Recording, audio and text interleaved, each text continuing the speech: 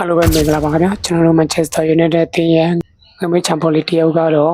အောက်ဆုံးမှာ Old Trafford ကိုပြန်လည်ရရှိလာခဲ့ပြီဖြစ်ပါတယ်ခင်ဗျာ Michael Carrick လည်းအောက်မှာ2026-29 Premier League ရာသီအတွက်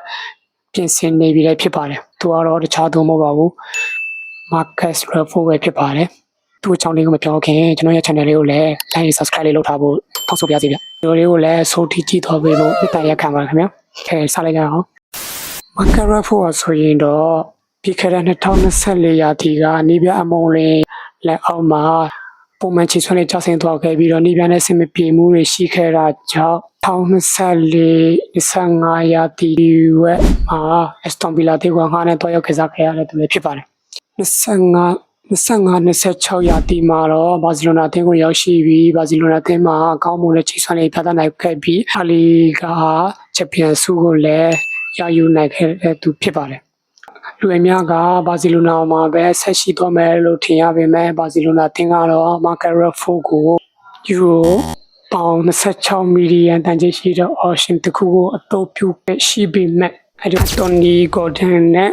Kieran Adeyemi တို့ကိုခေါ်ယူခဲ့တဲ့အတွက်ကြောင့် Marcus Rashford ဟာ Old Trafford ကိုပြန်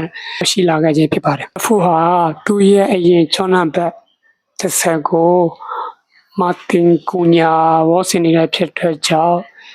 ဒီရာသီသူချောင်းနံပါတ်14ကိုပဲဝေါ်စင်သွားမယ်လို့သိရပါတယ်ခင်ဗျ။နေပြMichael Carrickကတော့ Rashford အပေါ်ယုံကြည်မှုတွေရှိနေပြီးတော့ Manchester United တင်းရဲ့ first team မှာပါဝင်နိုင်ဖို့အတွက်ယုံကြည်ထားတာလည်းဖြစ်ပါတယ်ခင်ဗျ။ပြီးတော့ Rashford က2026 FIFA World Cup အင်္ဂလန်တင်းအတွက်ကစားနိုင်ခဲ့ပြီးတော့ Bronze Medal ဆုကိုလည်း